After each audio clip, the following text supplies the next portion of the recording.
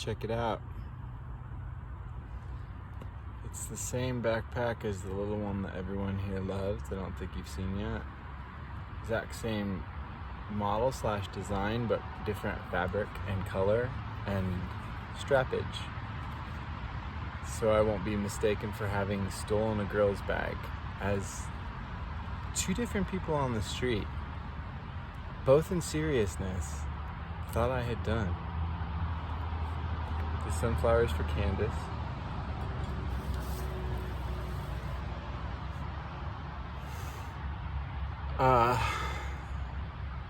This video is about the protocols. Because you really like the protocols, number one. And number two, because they're a body-centering,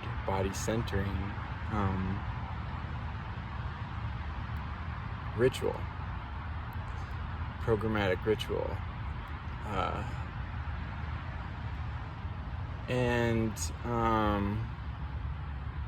They've returned, thankfully.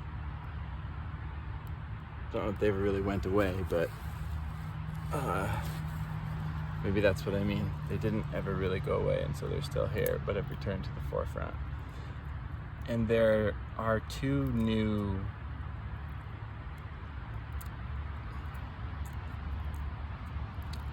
what you could call command override protocols that I can refer to at any point in time or space. When I am lost, confused, afraid, directionless, nervous, when any set of negative feelings overcomes me and starts to swamp my belief, my vision, my love, etc. 2. Breathe. Number 1, breathe. And number 2, see. Number 1, breathe.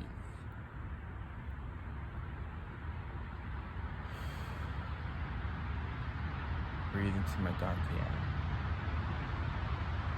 My dantian or the dantian?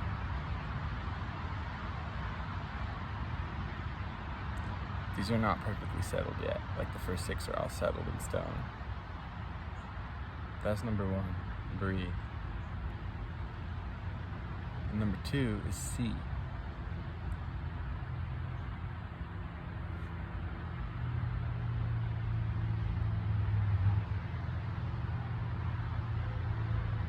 Let people see me.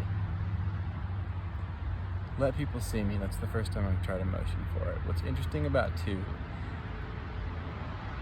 is that it's the inverse of 4 in the original protocols.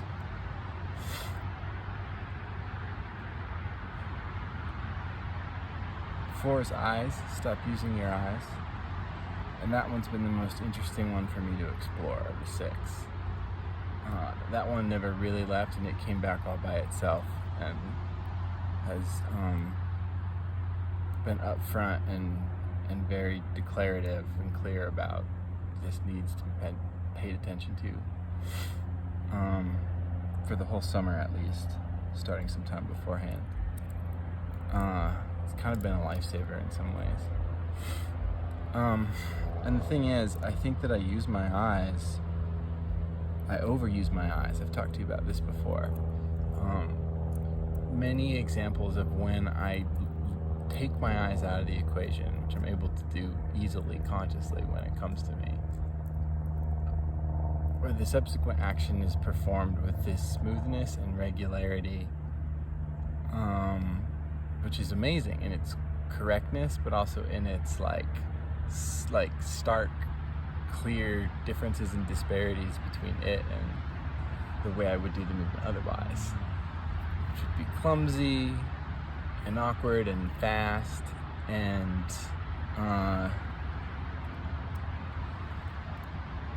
involve doing things out of order or missing steps in a way that would provoke me to these 1,000 cuts, minor irritations, each and every time. So that's one way, my eyes getting in the way. But then there's this other half where it's like my eyes are always protecting me. I was looking around in the world and doing this job of protecting me. overprotecting me. Like, how do I look? Do I look cool? See what I'm saying? And when I parse them out and let that go, not only does an action such as removing a journal from the bag, opening the journal, taking the pen, removing the strap, opening the journal, all one smooth, fluid sequence of motion.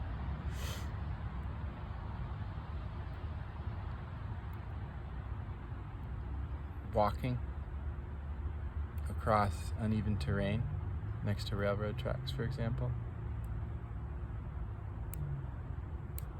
Not only does it allow the movement to take care of itself, allow my body to take care of the movement without my eyes interfering. It's an interference.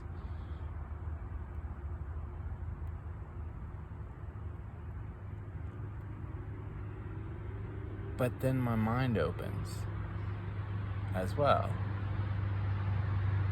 Because while I'm performing the action, that strain isn't happening in my brain to perceive and coordinate and organize the action. And so my brain unclenches and thoughts flow. Imagine that, as Grandpa would say.